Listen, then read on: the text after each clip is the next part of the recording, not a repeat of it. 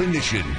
Chances are you know someone who's come down with the flu. In fact, one doctor tells us he hasn't seen this many cases in a decade. And in addition to the flu, doctors want you to protect yourself from something else that can make you and your children dangerously sick.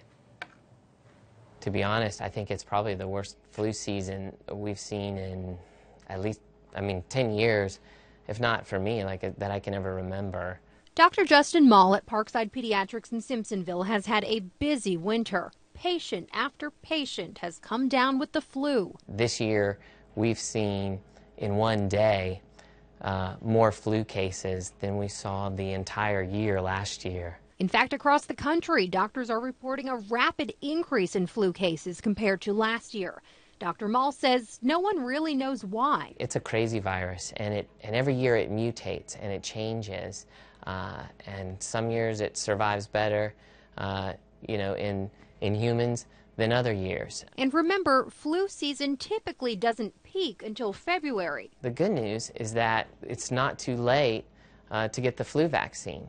Dr. Mall also wants to remind parents about another vaccination to prevent a sickness doctors are seeing more often these days. Some people think it's because over the years we've started to grow a little lackadaisical about immunizations. The respiratory infection is called pertussis, also known as whooping cough. In us adults, it's a cough that can just sort of drag on and last for months and months. But in babies, it can be fatal. Babies as young as 2 months and adults can get a pertussis vaccine, giving you and your family a good shot at staying healthy.